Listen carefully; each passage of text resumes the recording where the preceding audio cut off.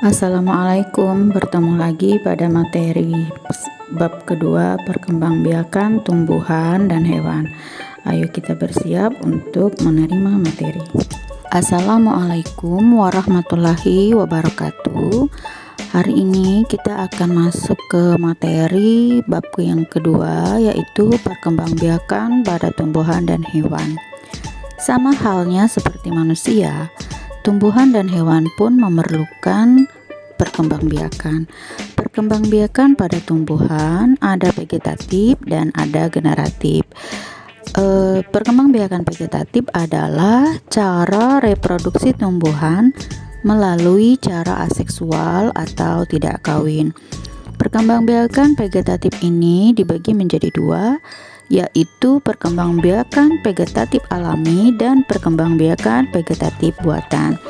Kita bahas yang pertama, yaitu perkembangbiakan vegetatif alami. Yang pertama adalah tunas. Cara perkembangbiakan individu baru yang tumbuh dari tubuh induknya. Contohnya dapat kita lihat pada tumbuhan pisang ataupun bambu.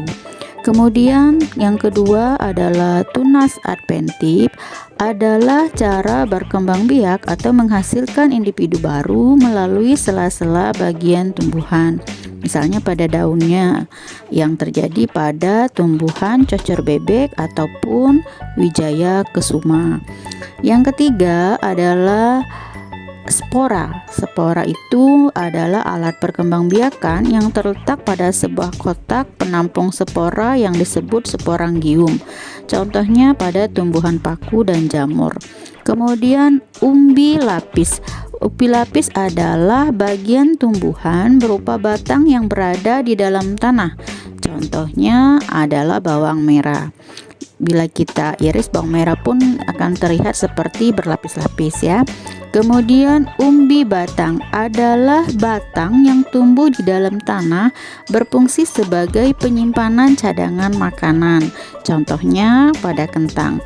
Berikutnya adalah umbi akar, adalah akar yang berkembang biak atau yang berfungsi sebagai penyimpan cadangan makanan yang terjadi pada tumbuhan wortel ataupun singkong.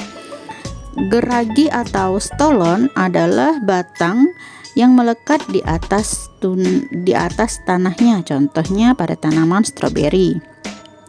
Kemudian yang terakhir adalah rizoma atau akar tinggal, adalah batang tumbuhan yang tumbuhnya menjalar di bawah permukaan tanah dan menghasilkan tunas yang baru, contohnya pada jahe lengkuas atau pada tumbuhan bumbu-bumbu dapur. Kemudian bagaimana perkembangbiakan vegetatif buatan? Adalah vegetatif buatan yang terjadi dengan adanya campur tangan manusia. Misalnya yang pertama, mencangkok atau menumbuhkan akar tumbuh dari batang tanaman yang dicangkokkan, kemudian akan mendapatkan keturunan yang sama dengan induknya. Tumbuhan yang bisa kita cangkok misalnya pada mangga. Kemudian stek itu adalah menghasilkan individu baru dari akar yang tumbuh dari batang, contohnya singkong.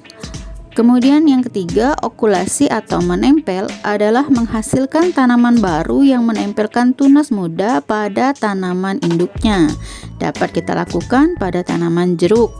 Kemudian yang menyambung adalah cara menyambung batang dengan varietas yang sama. Dapat kita lakukan pada terong dan tomat.